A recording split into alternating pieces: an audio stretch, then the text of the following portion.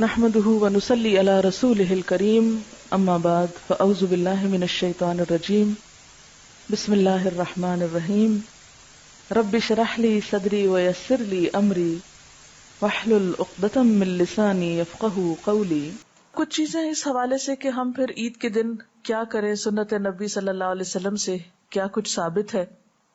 پہلی بات تو یہ ہے کہ عید کے لیے تیاری عید سے پہلے ہی شروع ہو جائے گی۔ مثلا اگر قربانی کرنا ہے تو اس کا اہتمام،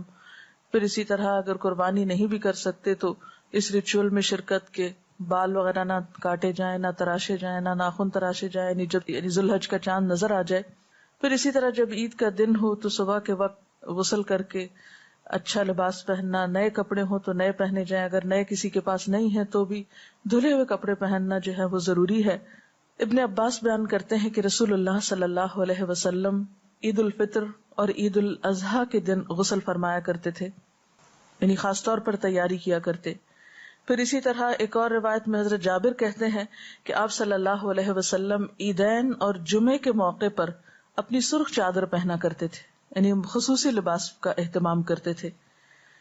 اسی طرح اس موقع پر خوشبو لگانا اور پھر اہتمام کے ساتھ عید پڑھنے کے لیے جانا یہ بھی ضروری ہے۔ عید کے دن عام طور پر جو کھانا کھاتے اس کے علاوہ اسپیشل کھانا تیار کرنا یا خود کھانا اور دوسروں کو کھلانا جو ہے یہ بھی ایک مسنون عمل ہے، لیکن اس میں تھوڑا سا فرق ہے۔ آپ صلی اللہ علیہ وسلم جب عید الفطر کے دن عید پڑھنے کے لیے جاتے تو کوئی میٹھی چیز کھا کر جاتے، مثلا کھجور، اور اگر کھجوریں کھاتے تو طاق عدد میں مثلا 1 یا 3 یا 5۔ اور عید الاضحیٰ کے دن آپ جانے کے وقت یعنی جاتے وقت تک کچھ نہیں کھاتے تھے، ایک طرح سے روزہ ہوتا تھا، اور نماز پڑھنے کے بعد واپس آ کر قربانی کرتے اور قربانی کی گوشت میں سے کھاتے۔ اب اگر کوئی شخص اتنا صبر کر سکے کہ واپس آ کے قربانی کرے اور پھر اس کو پکائے اور پھر کھائے تو بہت ہی اچھا ہے، لیکن اگر ایسا ممکن نہ ہو تو پھر انسان واپس آ کر عید کی نماز پڑھنے کے بعد کچھ بھی کھا سکتا ہے۔ پھر اسی طرح یہ ہے کہ آپ صحابیات کے بارے میں آتا ہے کہ وہ اپنے بچوں کو دودھ تک نہیں پلاتی تھی جب تک عید کی نماز ہو نہیں جاتی تھی، یعنی وہ یہ اس سنت میں بچے بھی شریک ہوتے تھے، اللہ یہ کہ کوئی بچہ جو ہے وہ بالکل صبر نہ کرے یا بیمار ہو تو کسی بیمار کو دوا کھانی ہو یا اور کوئی ضرورت ہو، ادروائز جو لوگ اہتمام کر سکیں وہ اس سنت کی پیروی کا اہتمام بھی کریں۔ پھر اسی طرح آپ صلی اللہ علیہ وسلم عیدگاہ پیدل جاتے تھے، اگر ممکن ہو تو اس سنت پر بھی عمل کیا جائے، اور اگر عیدگاہ بہت دور ہو تو سواری پر بھی جا سکتے ہیں، ایسی کوئی شدت نہیں ہے اس معاملے میں۔ اسی طرح خواتین کو عید کی نماز کے لیے نکلنے کے لیے کہا گیا اور اس کے لیے آپ نے ان کو انکریج کیا۔ حضرت ام عطیہ بیان کرتی ہیں کہ رسول اللہ صلی اللہ علیہ وسلم نے حکم دیا کہ عید الفطر اور عید الاضحیٰ کے دن ہم چھوٹی بچیوں اور جوان لڑکیوں کو بھی عید کے لیے عیدگاہ کی طرف لے جائیں، حتیٰ کہ وہ عورتیں بھی جنہیں نماز نہ پڑھنی ہو۔ تو اس پر سوال کیا گیا کہ پھر وہ وہاں پر کیا کریں گی، تو آپ نے فرمایا کہ مسلمانوں کی دعا میں شریک ہوں اور مسلمانوں کی جمعیت کو دیکھیں، یعنی وہ لوگوں کا جو اکٹھا ہونا ہے اور لوگوں کی جو کثرت ہے اور کثرت سے ایک جگہ مل کر جو عبادت کرنا ہے اس کے اپنے فوائد ہیں، اور اس منظر میں ایک الگ ہی حسن ہے۔ اس کو جب تک دیکھا نہ جائے وہ جذبات پیدا نہیں ہوتے جو عید کے دن ایک خاص خوشی کے جذبات پیدا ہونے چاہیے، کیونکہ انسان جتنے زیادہ لوگوں سے ملتا ہے، ان کو دیکھتا ہے، اس کی کیفیت بدلتی ہے، اور تنہائی میں الگ گھر بیٹھا رہے، پڑا سویا رہے سستی کے مارے تو اس سے وہ عید کی خوشی جو ہے وہ محسوس نہیں ہو سکتی۔ پھر اسی طرح حضرت عبداللہ بن عباس سے روایت ہے کہ رسول اللہ صلی اللہ علیہ وسلم عید کے دن اپنی ازواج مطہرات اور بیٹیوں کو عیدگاہ لے جاتے تھے، یہ ابن ماجہ کی روایت ہے۔ پھر اسی طرح عید کے دن تکبیریں پڑھنا،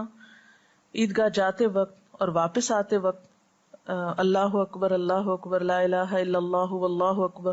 اکبر وللہ الحمد، اس کا اہتمام کرنا چاہیے۔ اس سلسلے میں ہم دیکھتے ہیں کہ نافع ابن عمر سے روایت کرتے ہیں کہ ابن عمر عید الاضحیٰ اور عید الفطر کے دن جب عیدگاہ کی طرف جاتے تو بلند آواز سے تکبیریں کہتے یہاں تک کہ عیدگاہ پہنچ جاتے، اور پھر عیدگاہ پہنچ کر پھر تکبیریں کہتے یہاں تک کہ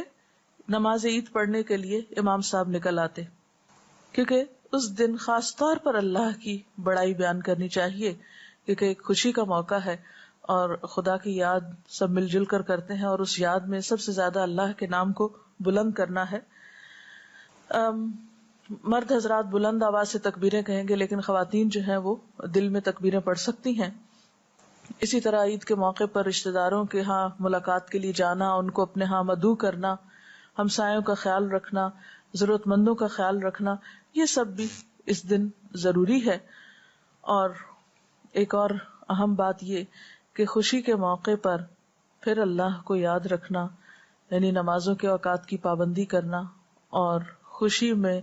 حدوں کو نہ توڑنا، یہ بھی بے حد ضروری، کیونکہ بعض اوقات جب ہم جذبات میں آتے ہیں، خوش ہونے لگتے ہیں تو حدود پار کر جاتے ہیں، غمگین ہوتے ہیں تو حد پار کر جاتے ہیں، بالکل ڈپریشن میں چلے جاتے ہیں، غصے میں آتے ہیں تو حدود پار کر جاتے ہیں۔ ایک اچھی زندگی کی علامت یہ کہ وہ معتدل زندگی ہوتی ہے، جس میں جذبات بھی اعتدال کے ساتھ ہوتے ہیں، غم، غصہ، خوف، نفرت، محبت، یہ سب چیزیں انسان کی زندگی میں اس کے ساتھ ساتھ ہیں، لیکن کوئی بھی چیز اسی وقت بہترین ہو سکتی ہے جب اس کے اندر اعتدال ہو۔ بہرحال عید کا دن ایک خوشی کا دن ہے، اور اس دن خوشی منانا عبادت ہے۔ اور پھر یاد رکھیے کہ عید قربان یا قربانی کی عید، اس کا ایک خاص پیغام ہے، اور وہ کیا کہ انسان اللہ کی خاطر جب ضرورت پڑے اپنے جذبات، اپنی جان، اپنے مال اور اپنی ہر پسندیدہ چیز کی قربانی کے لیے تیار رہے، جیسا کہ حضرت ابراہیم علیہ السلام نے اللہ تعالیٰ کو اپنی ہر چیز، اللہ تعالیٰ کی خاطر اپنی ہر چیز قربان کی، اور کبھی بھی انہوں نے اس معاملے میں کسی تردد سے کام نہیں لیا۔ اسی لیے قرآن پاک میں حضرت ابراہیم علیہ السلام کے بارے میں آتا ہے، اذ قال له ربه اسلم قال اسلمت لرب العالمین، جب اس کے رب نے اس سے کہا کہ تم اپنا آپ میرے حوالے کر دو، تو اس نے کہا اسلمت لرب العالمین، میں نے رب العالمین کے حوالے کر دیا اپنے آپ کو، اپنی ہر چیز کو۔ کیوں؟ اس لیے کہ سب کچھ دیا ہوا جو رب کا ہے، جب دیا ہوا اس کا ہے تو اس کے نام پر دینا اور اس کی خاطر دینا اور اس کی رضا حاصل کرنے کے لیے، اس کا قرب پانے کے لیے، تو اس میں پھر انسان کو مشکل نہیں ہونی چاہیے، کیونکہ اللہ کی محبت ہمارے دل میں ہر چیز کی محبت سے زیادہ ہونی چاہیے۔ ایمان کی پہچان اور علامت بھی یہی ہے، والذین آمنوا اشد حبا للہ، ایمان والے اللہ کی محبت میں سب سے زیادہ شدید ہوتے ہیں۔ تو جس سے محبت کا ہم دعویٰ کرتے ہیں تو پھر اس محبت کے اظہار کے لیے قربانی بھی ضروری ہے، کیونکہ ہر محبت ایک ثبوت مانگتی ہے،